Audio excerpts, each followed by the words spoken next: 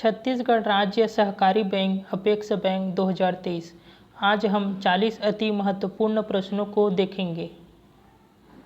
पहला प्रश्न है, अंश आवेदन खाता है?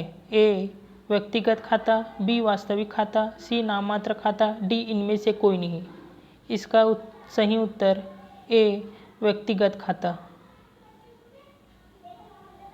दूसरा प्रश्न, संयुक्त पूंजी कंपनी है? ए वैधानिक कृत्रिम व्यक्ति, बी प्राकृतिक व्यक्ति, सी सामान्य व्यक्ति, डी इनमें से कोई नहीं। इसका सही उत्तर ए वैधानिक कृत्रिम व्यक्ति। तीसरा प्रश्न, इनमें से कंपनी की पंजीकृत पूंजी कौन सी है? ए प्रदत्त पूंजी, बी अयाचित पूंजी, सी अधिकृत पूंजी, डी निर्गमित पूंजी। इसका सही उत्तर सी अधिकृत पूंजी।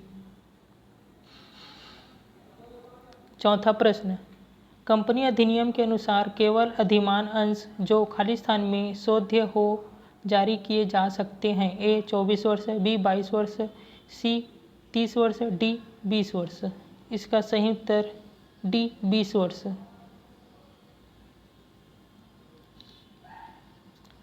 पांचवा प्रश्न, दायित्वों की कुल राशि में सम्मिलित होता है?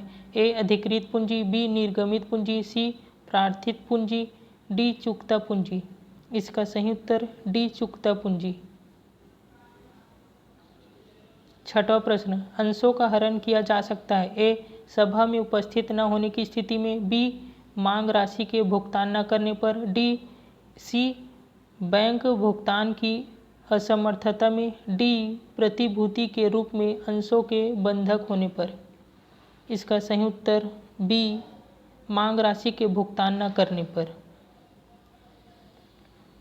सातवां प्रश्न, अंश आवंटन खाता है? ए व्यक्तिगत खाता, बी वास्तविक खाता, सी नाममात्र खाता, डी इनमें से कोई नहीं। इसका सही उत्तर ए व्यक्तिगत खाता। आठवां प्रश्न, जब कंपनी प्रीमियम पर अंशों का निर्गमन करती है तो प्रीमियम की राशि कंपनी द्वारा प्राप्त की जा सकती है?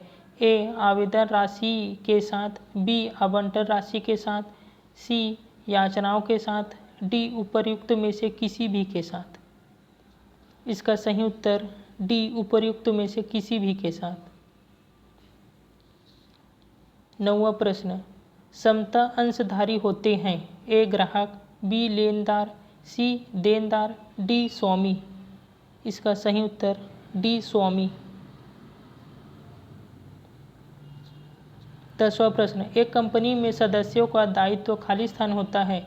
ए सीमित, बी असीमित, सी स्थिर, डी परिवर्तनशील। इसका सही उत्तर ए सीमित। 11वां प्रश्न, लाभांश सामान्यतः दिया जाता है? ए अधिकृत पूंजी पर, बी निर्मित पूंजी पर, सी मांगी गई पूंजी पर, डी चुकता पूंजी पर। इसका सही उत्तर डी चुकता पूंजी पर। 12वां प्रश्न, अंशधारियों को प्राप्त होता है? ए ब्याज, बी लाभांश, सी कमीशन, डी लाभ। इसका सही उत्तर बी लाभांश। 13वां प्रश्न, वह अधिकतम राशि जिससे अधिक कंपनी को अपने अंशों के निर्गमन द्वारा कोष जुटाने की आज्ञा नहीं है कहलाती है? ए निर्गमित पूंजी, बी संचय पूंजी, सी अधिकृत पूंजी, डी अभियाचित पूंजी।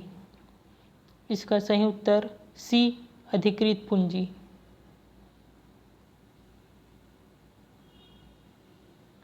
14वां प्रश्न, एक कंपनी निर्गमित कर सकती है? ए समता अंश, बी पूर्वाधिकार अंश, सी समता अंश तथा पूर्वाधिकार अंश दोनों, डी इनमें से कोई नहीं।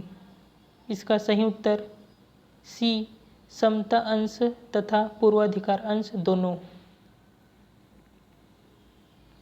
15वां प्रश्न, लाभांश सामान्यतः दिया जाता है? ए अधिकृत पूंजी पर, बी निर्गमित पूंजी पर, सी मांगी गई पूंजी पर, डी प्रदत्त पूंजी पर। इसका सही उत्तर डी प्रदत्त पूंजी पर। 16वां प्रश्न, अंशों के हरण के परिणाम स्वरूप घट जाती है। ए चुकता पूंजी, बी अधिकृत पूंजी, सी स्थायी संपत्ति, डी आरक्षित पूंजी। इसका सही उत्तर ए चुकता पूंजी। 17वां प्रश्न, अधिकृत पूंजी का वह अंश जिसे सिर्फ कंपनी के समापन पर ही मांगा जा सकता है कहलाता है। ए निर्गमित पूंजी, बी याचित पूंजी, सी अयाचित पूंजी, डी आरक्षित पूंजी। इसका सही उत्तर डी आरक्षित पूंजी। 18वां प्रश्न, अंश कितने तरह के होते हैं? ए 4, बी 3, सी 2, डी 5। इसका सही उत्तर सी 2। नोट, अंश दो तरह के होते हैं, पहला समता अंश, दूसरा पूर्वाधिकार अंश।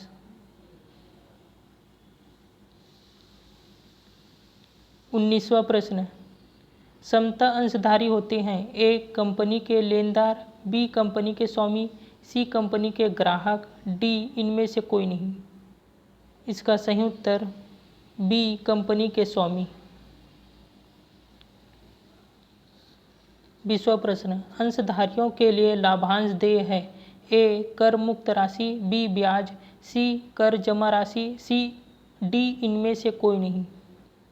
इसका सही उत्तर ए कर मुक्त राशि।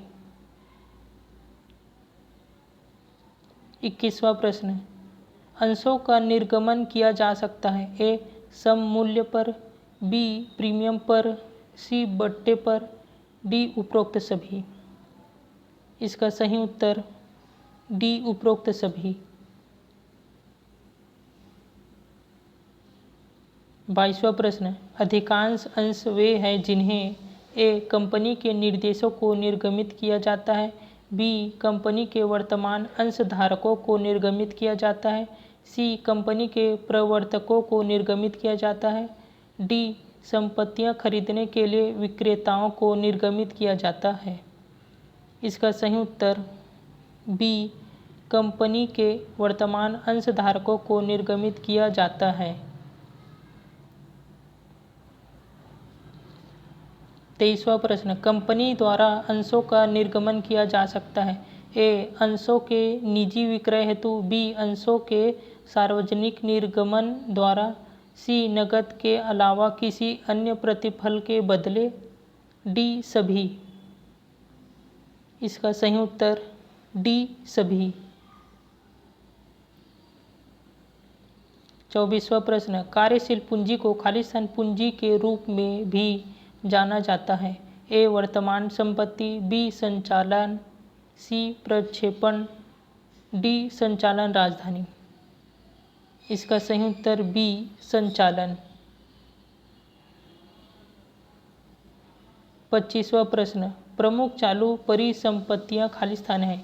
ए नगद और विपणन योग्य प्रतिभूतियां, बी प्राप्य खाते कोष्ठक में देनदार, सी इन्वेंट्री ब्रैकेट में स्टॉक, डी उपरोक्त सभी। इसका सही उत्तर डी उपरोक्त सभी। 26वां प्रश्न, खालिस्तान कार्यशील पूंजी का तात्पर्य मौजूद परिसंपत्तियों में फर्म के निवेश से है। ए शून्य, बी नेट, सी सकल, डी विशिष्ट। इसका सही उत्तर सी सकल। 27वां प्रश्न, वित्त में कार्यशील पूंजी का अर्थ खालिस्तान संपत्ति के समान है। ए लहर, बी निश्चित, सी कुल, डी उपरोक्त सभी। इसका सही उत्तर ए लहर। 28वां प्रश्न, मूल वर्तमान देनदारियां खालिस्तान है। ए देय खाते और देय बिल, बी बैंक ओवरड्राफ्ट, सी बकाया व्यय, डी उपरोक्त सभी। इसका सही उत्तर डी उपरोक्त सभी। 29वां प्रश्न, निम्नलिखित में किसे एक कार्यशील पूंजी के रूप में माना जाता है? ए रुपए पैसे, बी मशीनें, सी भवन, डी उपकरण। इसका सही उत्तर ए रुपए पैसे। 30वां प्रश्न, कार्यशील पूंजी की दो अवधारणाएं हैं, सकल और खाली स्थान। ए शून्य, बी नेट, सी संचयी, डी विशिष्ट। इसका सही उत्तर बी नेट। 31वां प्रश्न, कार्यशील पूंजी खाली स्थान कार्यशील पूंजी वर्तमान परिसंपत्तियों और वर्तमान देनदारियों के बीच अंतर को संदर्भित करती है। ए शून्य, बी नेट, सी सकल, डी विशिष्ट। इसका सही उत्तर बी नेट। 32वां प्रश्न, कार्यशील पूंजी चक्र की गणना के लिए खाली स्थान विधि का उपयोग नहीं किया जाता है। ए परीक्षण और त्रुटि विधि, बी प्रतिगमन विश्लेषण विधि, सी बिक्री विधि का प्रतिशत, डी संचालन चक्र दृष्टिकोण। इसका सही उत्तर ए परीक्षण और त्रुटि विधि। 33वां प्रश्न, एक खाली स्थान शुद्ध कार्यशील पूंजी तब उत्पन्न होगी जब वर्तमान परिसंपत्तियां वर्तमान देनदारियों से अधिक हो जाएगी। ए योगात्मक, बी नकारात्मक, सी अत्यधिक, डी सकारात्मक। इसका सही उत्तर डी सकारात्मक।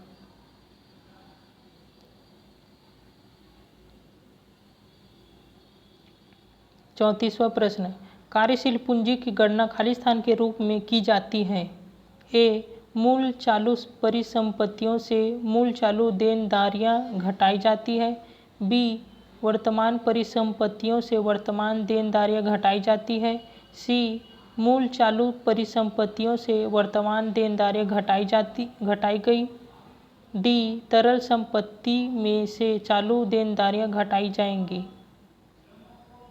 इसका सही उत्तर बी वर्तमान परिसंपत्तियों से वर्तमान देनदारियां घटाई जाएंगी।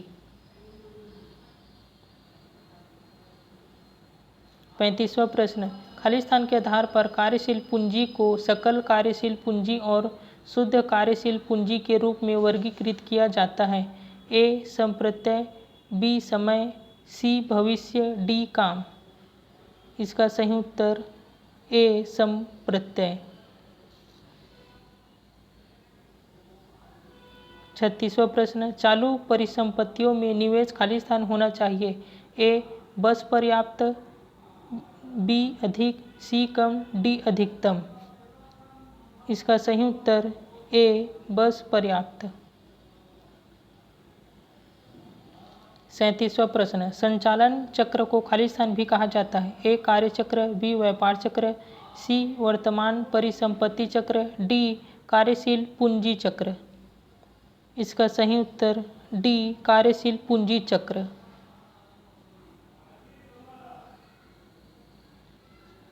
38वां प्रश्न, खाली स्थान के आधार पर कार्यशील पूंजी को इस प्रकार वर्गीकृत किया जा सकता है। ए पहला स्थायी या निश्चित कार्यशील पूंजी, दूसरा अस्थायी या परिवर्तनीय कार्यशील पूंजी। ए संप्रत्यय, बी समय, सी भविष्य, डी काम। इसका सही उत्तर बी समय। 39वां प्रश्न, कार्यशील पूंजी की गणना के लिए इनमें से कौन सा सूत्र सही है। ए कार्यशील पूंजी बराबर वर्तमान परिसंपत्तियां माइनस वर्तमान देनदारियां, बी कार्यशील पूंजी बराबर वर्तमान परिसंपत्तियां प्लस वर्तमान देनदारियां, सी कार्यशील पूंजी बराबर चालू परिसंपत्तियां माइनस सूची माइनस देय खाते, डी इनमें से कोई भी नहीं। इसका सही उत्तर ए कार्यशील पूंजी बराबर वर्तमान परिसंपत्तियां माइनस वर्तमान देनदारियां।